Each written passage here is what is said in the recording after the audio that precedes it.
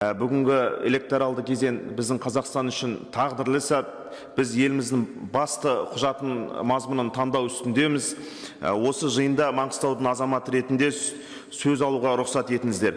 Әділетті және прогрессивті Қазақстанды құру жолында жаңа ата заңды қабылдау ең алдымен дамыған, дамушы мемлекеттердің қатарынан қалмаудағы қамның батыл қадамы. Біз осы қадамға бара отырып, еліміздің ұзақ жылдар бойы дамуын жаңа кезеңге шығарамыз. Енді осы ретте жаңа мазмұнды айтқан кезімде мен 5-ші баптың 6-шы тармағында көрсетілген қарқынды дамушы қалалар нормативіне ерекше тоқталғым келіп отыр. Бұл норма ең алдымен жастарға үлкен әлеуметтік лифт болатын норма. Себебі жастарға жетістікке жету үшін керек дүниелер ол ең алдымен сапалы орта білім және ғылым жолында мемлекет тарапынан зейіні ашық жастарға нақты қолдау тетіктері және кез келген қаланы, елімізде шалғай жатқан қаланы қарқынды қала қылу мақсатында мемлекет тарапынан тиісті қаржылық ресурстар. Біз осындай қадамдар арқылы, осындай өзгерістер арқылы тек инфрақұрылымдық немесе экономикалық өзгерістер емес, ең алдымен осы ата заңның жаңа мазмұнның ұраны болған адами капиталды, адами әлеуетті қалыптастыруға бағытталған стратегиялық әдіс деп қабылдап отырмыз. Енді бұл жиын Маңғыстауда болғандықтан, Маңғыстаудың азаматы ретінде осы нормаға сүйеніп біздің кендірлі аумағын осы қарқынды дамушы қалалар қатарына қосу жөнінде ұсыныс айтқым келіп отыр. Мемлекет басшысының тапсырмасымен бұған дейін біздің осы аймақта су тұщыту заводының құрылысы аяқталған болатын. Бүгінгі таңда әуежайдың құрылысы қарқынды түрде жүруде. Бұл қадамдар, осы ұсыныс егерде жүзеге асып жатса, экономиканың жаңа драйвері болатын туризм саласында біз үлкен серпіліс болатынына мен сенімдімін.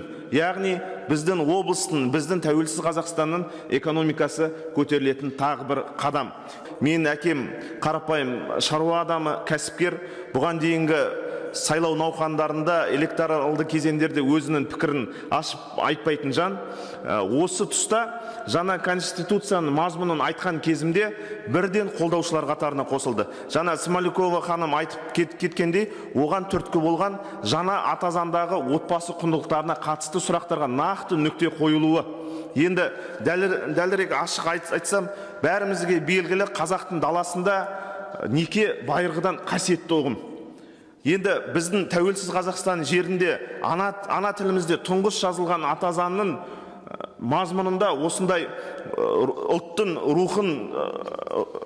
рухына қатысты мәселелерді тікелей қамтып отырған сұрақтар, ол ең алдымен рухани тұрғыда құптарлық іс және біз үшін үлкен жеңіс. Яғни неке ол ер мен әйелдің тең дәрежедегі одағы болып көрсетілсе, ол біздің мемлекет үшін аса маңызды. Себебі мемлекеттің тірегі ол қайтып сол отбасы. Енді өз сөзімнен айтатын болсам, аталардың асыл руханиятынан,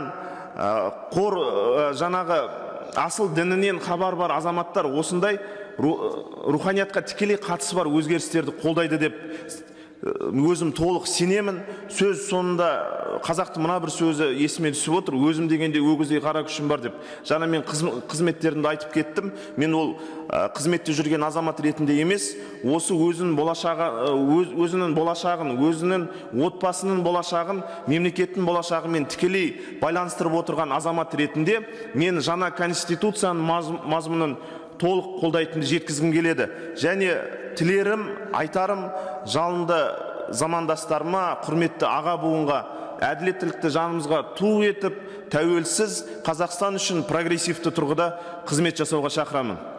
Рахмет.